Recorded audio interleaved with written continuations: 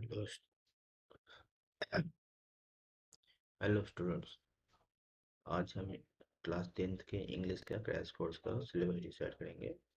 कोशिश करेंगे कि इसको 60 दिन में हम ख़त्म करें। ठीक है। तो सबसे पहले हम इंग्लिश पैनोरामा पार्ट 2 को सप्लीमेंट्री को रीड करेंगे। ठीक है।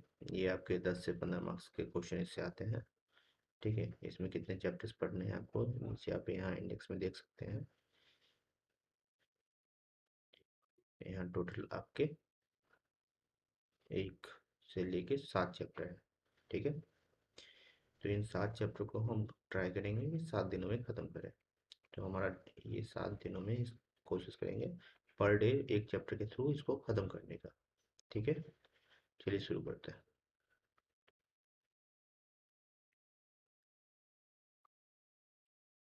ठीक है। पहला चैप्टर है जनवरी नाइट।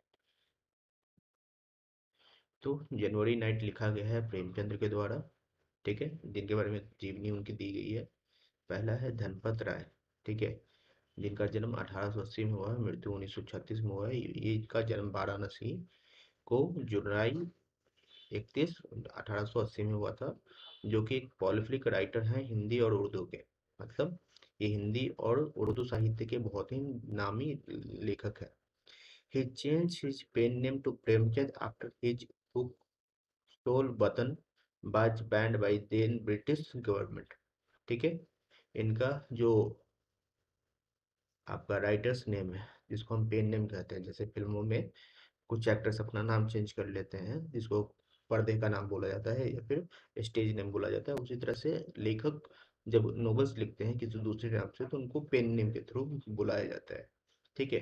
तो धनपत राय का हिंदी साहित्य में नाम प्रेमचंद है। ठीक है। और ये नाम उन्होंने कब चुना, जब उनका जो किताब था स्टोल वतन जिसको बैन कर दिया था ब्रिटिश गवर्नमेंट ने, उसके बाद उन्होंने अपना नाम बदल के नए नाम से किताब लिखना शुरू किया। He wrote about the realities of life. वो क्या करते थे, जीवन के जो सच्चाइयाँ हैं जो साहित्य में जो जीवन से जुड़े हुए आपके दिनचर्या की बातें होती हैं उनको इन्होंने अपनी कहानी में उतारा। And the various problem faced by common man in turbulent society. ठीक है। और वो सारी प्रॉब्लम जो एक आम इंसान एक सोसाइटी में फेस कर रहा है उसको वो अपनी किताबों में अपनी कहानियों में वर्णन करते थे, लिखते थे। He focused chiefly on rural India and the exploitation faced by a common villager। ठीक है। उनकी जो कहानियों का मुख्य केंद्र होता था वो जो ग्रामीण भारत है उसके पे होता था। ठीक है। और जो आम विलेजर हैं जो जो गांव में रहने वाले जो विलेजर्स हैं वो किस तरीके से कौन से शोषण का शिकार होते थे वो लिखते हैं। ठीक है। और ये शोषण कौन करते थे, तो उस समय के जो पुजारी होते थे, लैंडलॉर्ड्स होते थे, जमींदार या लोन शार्क। ठीक है। जिसको हम बोलते हैं, ठीक है, साहू महाजन।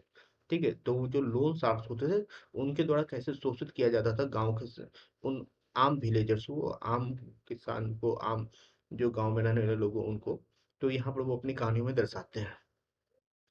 ही also emphasise on the unity of Hindus and Muslims. ठीक है।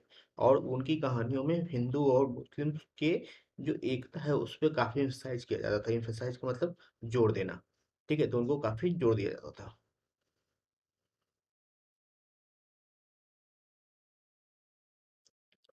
सम of his well known works are Godan, Gaban, Karmabhoomi, प्रतिज्ञा etc। उनके जो प्रमुख रचनाएं हैं, वेल नोन जो वर्क्स हैं, ठीक है, वो गोदान है, गबन है, कर्मभूमि है, प्रतिज्ञा है।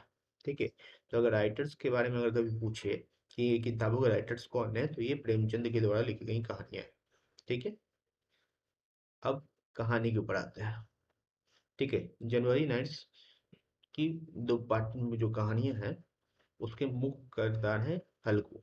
ठीक है। जो मेन पोर्ट्रेयल है, क्या है कहानी में लिखा गया है, Halku came in and said to his wife the landlord's came get the rupees you set aside, I will give you him the money and somehow other